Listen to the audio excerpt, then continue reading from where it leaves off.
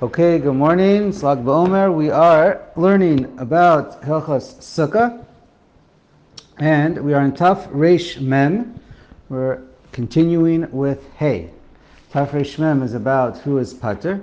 So just a reminder, when it comes to if you're Pater, and this comes up, we had this and for the rest of the Siman and wherever else it comes up, if you're Pater, the question is, do you say a bracha?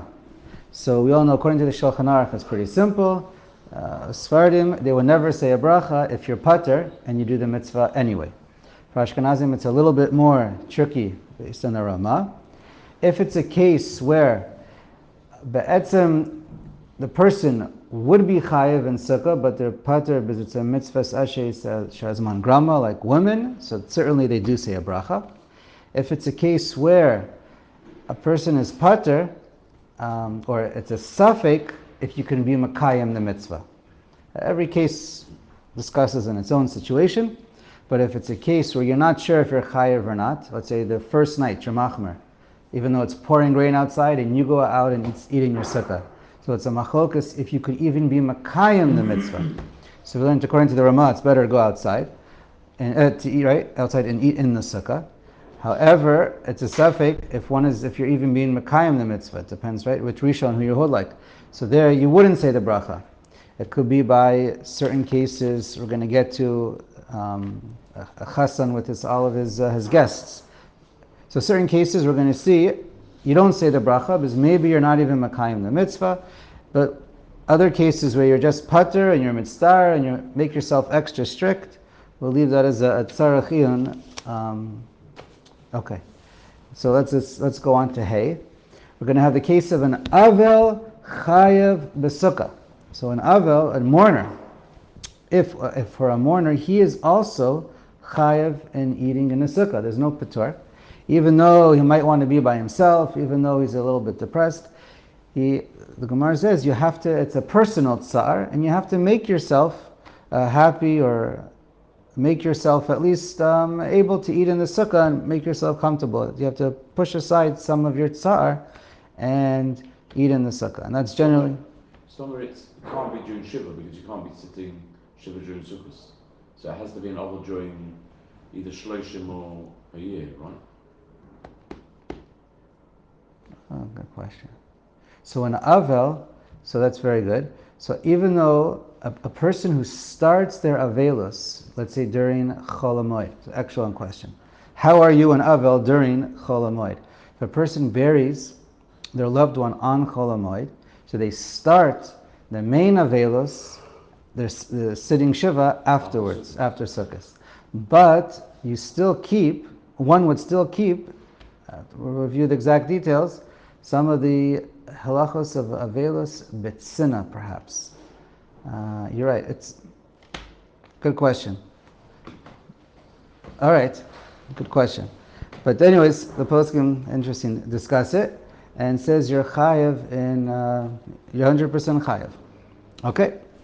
I have to think more about this. The Mishnah Berurah quotes the Sefer Tanya, who says actually it depends if you're really, really mitzvah and you're really depressed and you want to be out, you don't want to be with everybody in the sukkah. So if you're going to be more comfortable in the sukkah, in home, in your house, and leave the sukkah, then you're allowed to. Again, it's a bit of a machloket, if that it's a patur or not. So he seems to be more of a das yachid, but that is like a major opinion in the poskim. It also depends how depressed one is, if that's called a choli. So, okay, we'll leave that for now. An onain, it's not mentioned here mefurash, but an onain, we know would be chayev, is pater. An onain is pater from sukkah, because an onain is pater from all mitzvahs, unless it's like Shabbos and Yom Tov, and there's no chance he's going to make any preparations for the body. So then an onain is chayev on Shabbos and Yom Tov, but Chol HaMoed, while they're taking care of until it's buried, then an onain is 100% pater. Okay. Vav. Chasan v'shushbina v'chol b'nei achupa paturim min hasukkah.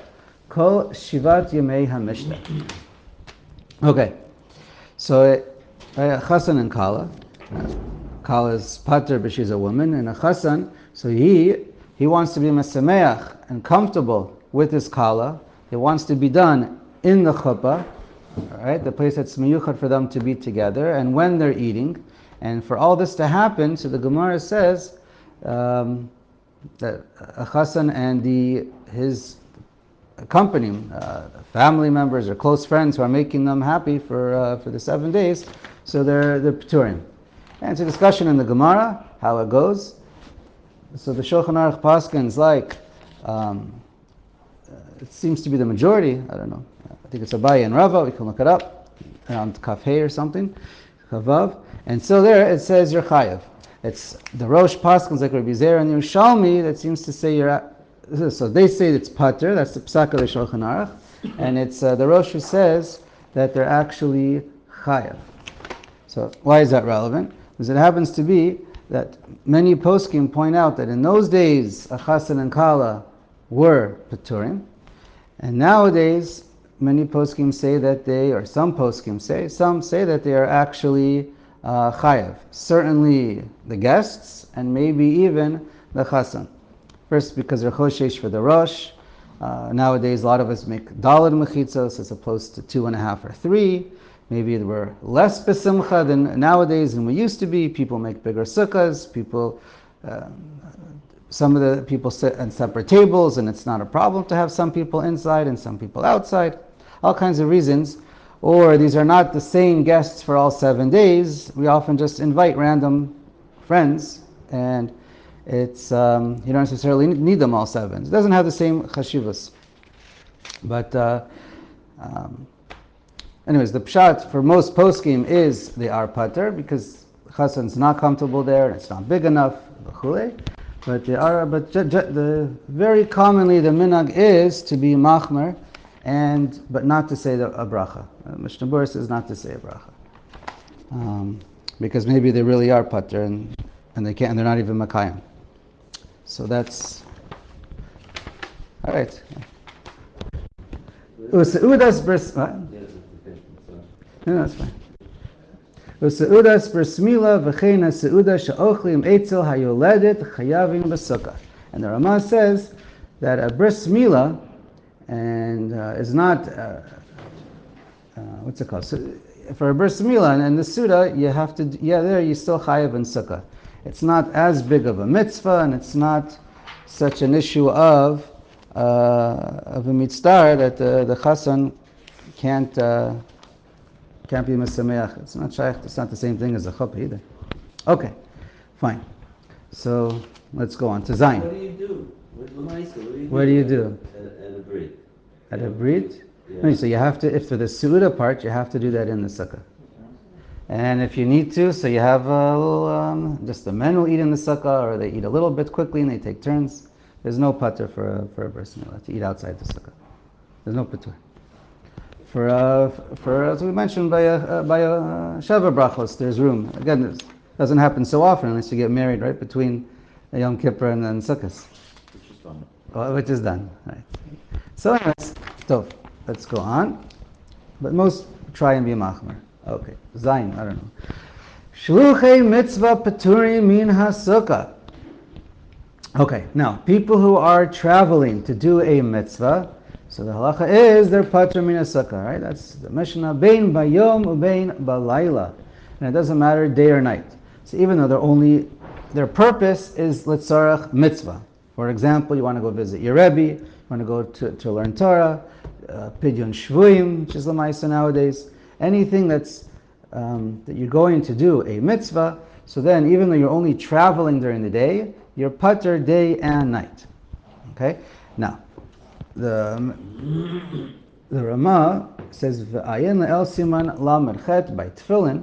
So there you see that if you're able to be mekayim 2 mitzvahs without any tircha, so then it could be that you are chayav, or at least should do the mitzvah as well. So even though you're osek the mitzvah, pater min mitzvah, since there's no difficulty, and you're able to be, in a case where there is no difficulty, and you're able to be makayim both of them, and it doesn't hurt the first mitzvah that you're involved, so then one should be makayim both.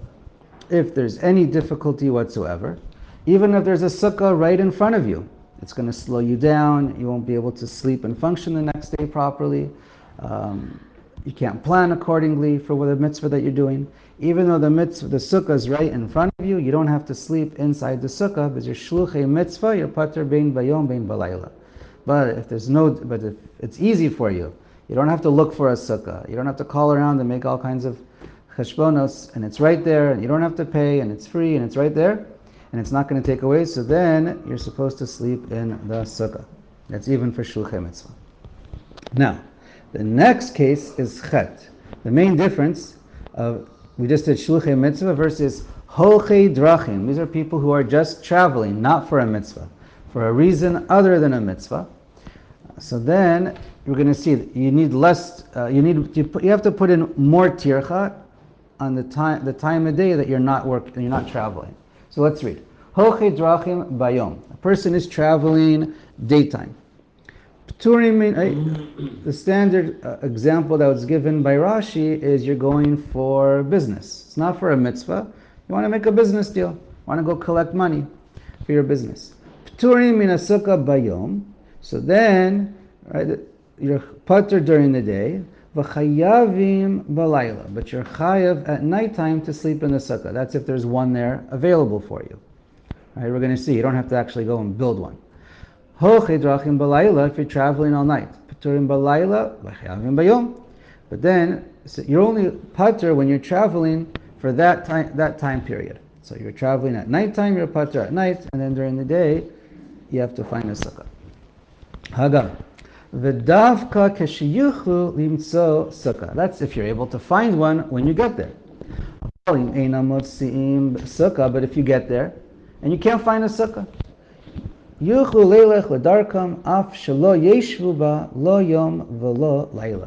still allowed to go on the trip, lechatchila. You know you're not going to find a sukkah. You're still allowed to go there, and you're not even using it, not day, not night. It's like all year. Right? The main clause we have over here is Teishvu ke'ein taduru amar Rahman. Hashem said it has to be like you function all year. All year you travel. She'enu maniach darko mishum beito. You don't say, no, I can't travel, I'm not going to business, I'm staying home. Right? Ve'af al pi she'enu holech rak bayom patur af balayla. And even holchei drachim is really patur at nighttime also. The ein la'asot lo sham dira. It's not chayev to go now and start building yourself a place to sleep. Even though this person always stays in a hotel, let's say, on any trip. As far as I know. Yeah. How far does one have to go to stay? So it's how far and how much tircha is very unclear. How much money you have to spend, these things are not clear in the halacha. Let's read a bit more and we'll backtrack. And people who go from one city to the next to go collect, and there's no sukkah in that city, so they should try and be machmer on themselves to return back at home at least for the nighttime so they can eat and sleep in a sukkah. Even though mikar din, they don't have to. They're allowed to sleep there. It's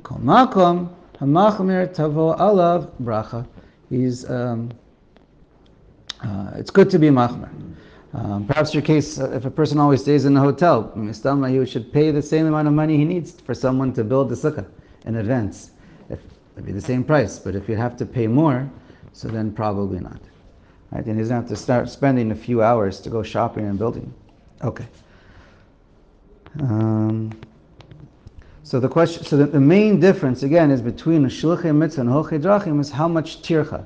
For holchei drachim, you have to go out of your way and look for a sukkah, right, for that period that you're not traveling, for that time period, day or night. But you don't have to actually go build one. And you don't have to go spend, it depends if he charges you $5, 5 shekels for the night, but generally speaking, you don't have to start paying a normal sum of money more than you would have to otherwise. If you have a free place to sleep versus an expensive sukkah, that you would not be chayav to do for holchei drachim. I think that pretty much covers it.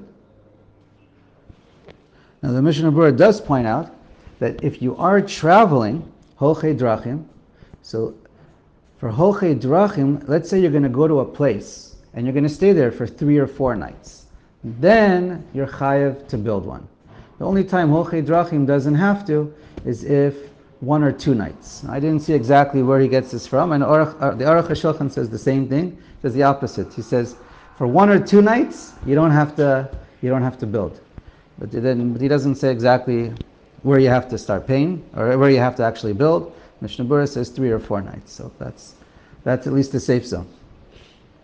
Now, what is Holchei Drachim? What if you're traveling within your... So there's different opinions how to define what exactly it means, Holchei Drachim. What if you're traveling within your same city? So the Chut Hashani says that's also called Holchei Drachim. But Rav Shlomo Zalman and Rav Elyashiv say you have to leave your city to be called Holchei Drachim. You live in a big city and you're traveling, you're still in the same city, that's not called Holchei Drachim. So, I don't know, Rav Elyashiv writes, so therefore if you'd be on a bus ride within the same city, you can't fall asleep and take a nap on the bus. So, I'm sure there are different opinions, but that's what he writes. And Orach Chaim Kanievsky says it depends if you're returning back to your night. You're returning back to your city that same night. In other words, even if you travel from city to city, Beit Shemesh to Yerushalayim, that's still not called Holchei Drachim if you know you're coming back home tonight to sleep. So anyways, different opinions, and it's not clear. So obviously it's different opinions. The less clear, the more opinions you get. Anyway, also, what is the definition of Holchei Drachim?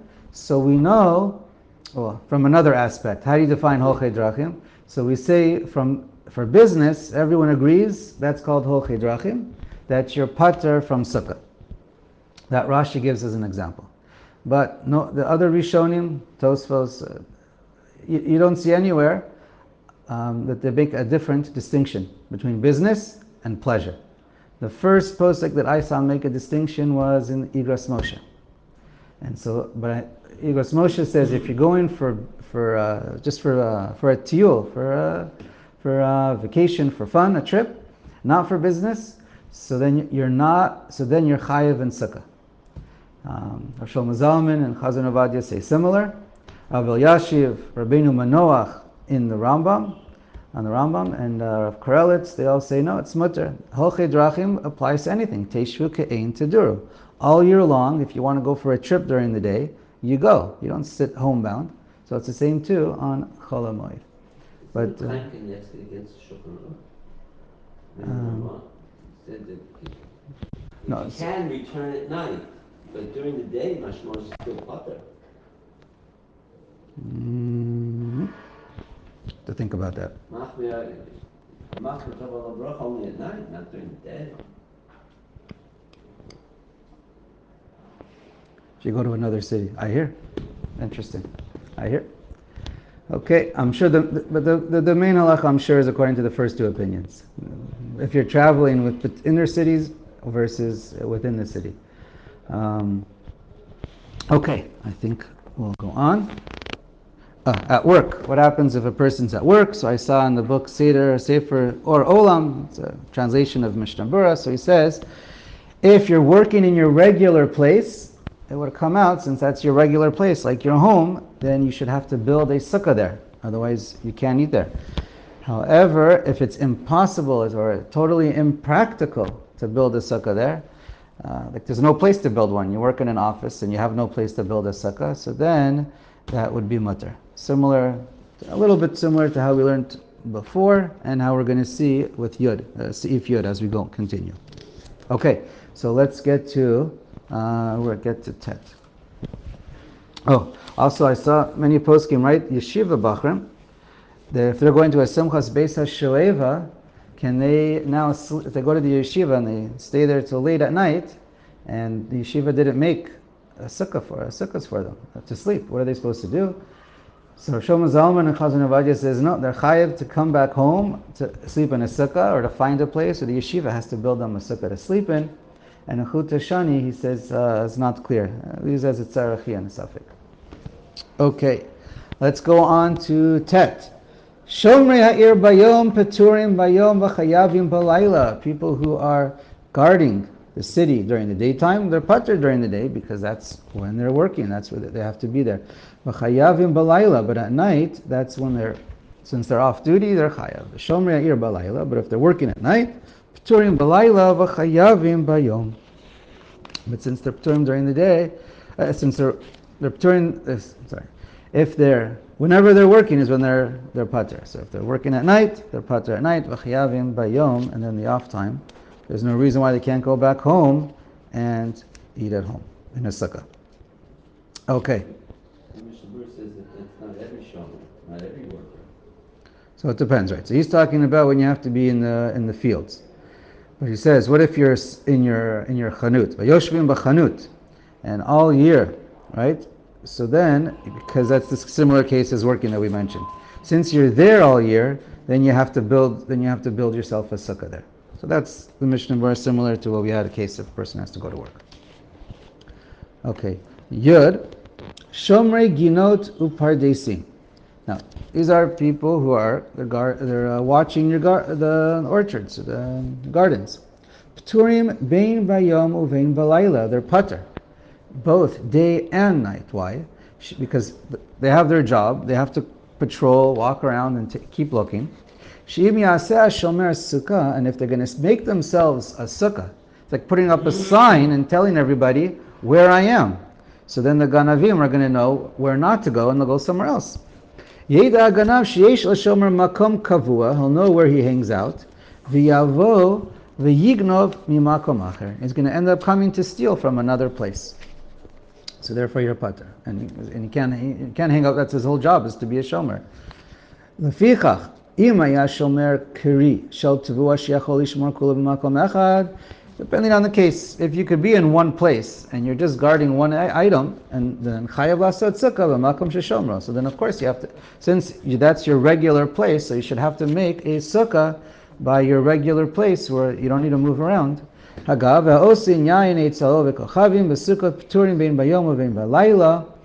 also, a person who's watching the yain by the goyim, bein bayom, bein v'layla, tzrichim lishmor shelo yigo av dikochavim. So he has to move around, and he has to maybe not be shown where he is. So therefore, he has to make sure that the goyim don't touch the grapes, the wine. So therefore, v'imhu be'inyan she'ein tzrichim shimor chayavim. So, but if it's in a place where you don't have to garden, or you can guard from one place, so then you're chayav. Okay, this is a short one. Taf reish Mem Aleph. She'em avarkin Shehechiyanu al asiyat sukkah. Okay, that we don't make a bracha.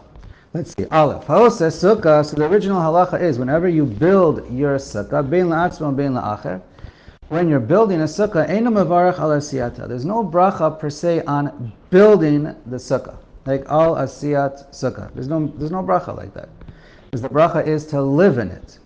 Aval, so there's no bracha like that. You just say leishiv sukkah when sukkah starts, when you're inside. Aval Shehechiyanu is different. That's the bracha for the timely bracha. Shehechiyanu. Hayai ra'ui levarech k'she'oseh ota le'atzmo. If you're building the sukkah for yourself, it's like anytime you buy something new for yourself. So then you should say the bracha Shehechiyanu when you build it. So that's the ikar halacha that we find from the Gemara. At what point? When you pick up the hammer? Or when you finish building. No, when you finish, when it's ready, when it's kosher. As soon as it's kosher. Now this is because generally you build a sukkah from year to year. But when a shofar and a megillah, for example, you just make it once forever, so then there's no such Shehechiyanu. Ela sha'anu somchin al zman sha'anu omrim ala kos shel kiddush. But the minhag is we wait until kiddush. And we say the bracha of leishev Shehechiyanu then.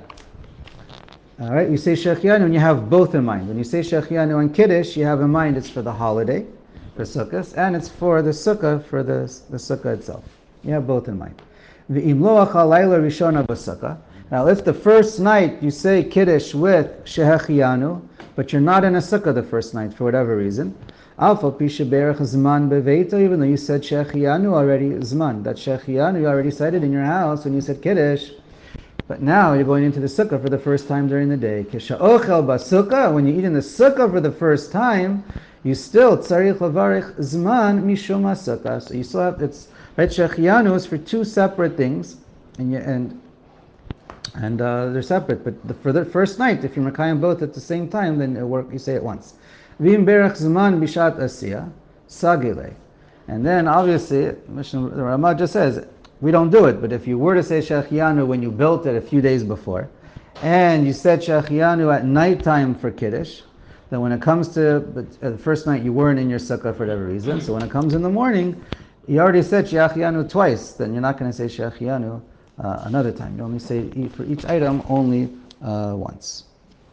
All right. So if you say Shehechiyanu at the time of building it, you still say Shehechiyanu on Yom Tov for the Yom.